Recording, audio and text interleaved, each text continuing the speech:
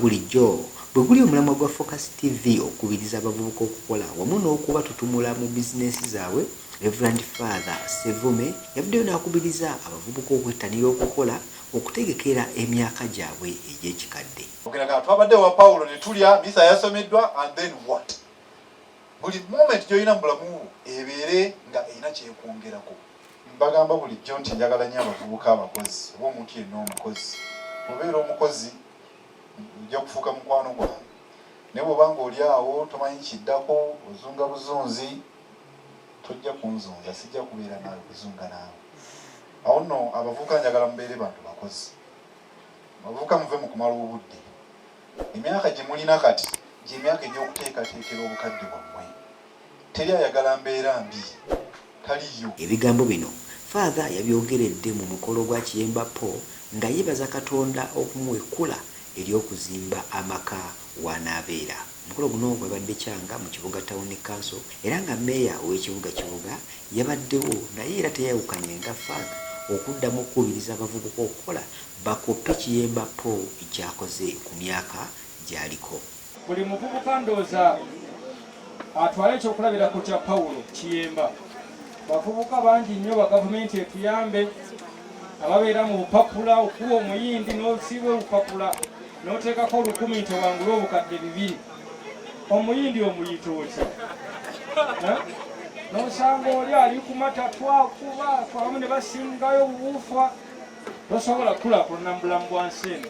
Olwekyo abavubuka ekiseera kye tulimu kyakola nga tukoze ebibiina eby'enjawulo etwekulaakulanya. Njagala okwebaza kwagalana gurupu injini nnyingi eziyimirizaawo tawuni naye n'abakwagala mukoze omulimu munene.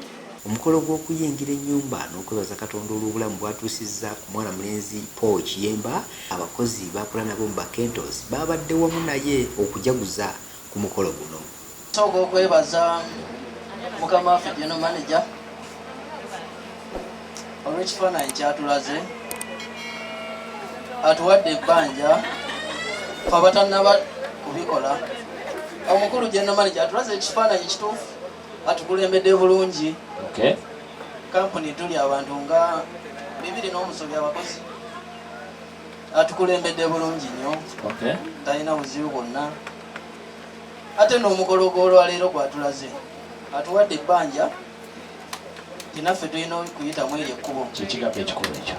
Focus TV byagenze mu maaso n'okuwayamu ne ba members ab'enjawulo abeegattira mu kibiina ky'abasuubuzi kwagalana Traders Association abakolaganira awamu ne mwana mulenzi Kiyemba Paul bagambye bwe bati. Twebaza ne mukulu Kiyemba kubanga abantu bangi babayita ne bagaana okujja naye ate yayisa abantu ne bajja. Tukwebaza mukulu Kiyemba olw'okuba nti oyina ssente ekiyitibwa ssente babayita bantu. Senga toyina bantu n'ensimbi wali badde toyina naye oli mugagga kubanga oyina abantu. So tuli wano ku mukolo gwa mwami Paul memba munnaffe nga ye sekitale waffe. So njagala okwebaza abavubuka mwenna abayimiridde ne Paul. Njagala okwebaza abamemba bakwagalana bonna mwebale kubeera bumu era ngenda kubasaba ba members tweyongerenga obumu buli kaseera tubeere n'okwagala ng'erinnya lyaffe bwe ligamba nti kwagalana. Congratulations Kiyemba Paul. Webale kulaga kitangaala.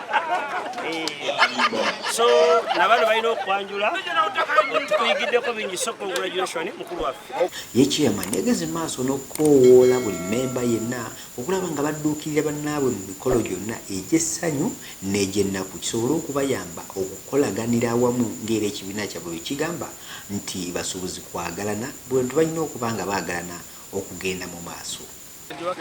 Chairman Bagana Association twebaza Katonda olw'obulamu bwatuwadde kubeera ku mukolo gwa munnaffe ko. Netwebaza baneiba ab'enganda abakona ab'emikono abatubeeredde omukolo guno kubanga kubeerawo bulungi. Twebaza Katonda kubanga atukuumye n'atuwa obulamu okubeeramu okwagalana buli omu abeere nga buli wabafunye okukoza omukolo bagwa kufiirwa bagwa mbaga babatukwasiza wamu ne mbasaba obuvumu tova mu munno abakoze omukolo bw'obuyambi bubeere nga butuuka ekintu kyonna kitambula bulungi kubanga bw'olwaddeyo obuyambi nabwe nojja bakitambula bulungi. ye omugole w'olunaku Kiyemba Paul yagenze maaso ne yeebaza buli muntu ssekinomu alina ky'akoze ekyenjawulo okulaba ng'omukolo guno gubaawo. Baganda baffe, mikwano gyaffe, baneiba n'abatuuze mwenna, ekyamazima tulina essanyu lingi nnyo okubalabako olunaku olwaleero, okutujagulizaako n'okutwaniriza mu gagenda okuba amaka gaffe wano amapya. Amanya n'eddoboozi bampita Kiyemba Paul. Mpozi ntambudde ne mukyala wange ono, mbasabira Irene Ganyana, era ng'olunaku olwajjo twabadde mu kukyalako ewa Ssenga.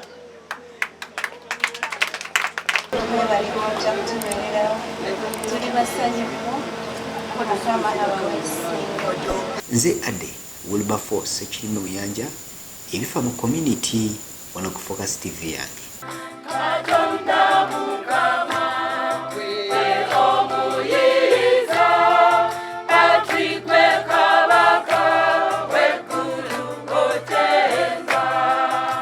Kusubscribinga ku Focus TV yange bingi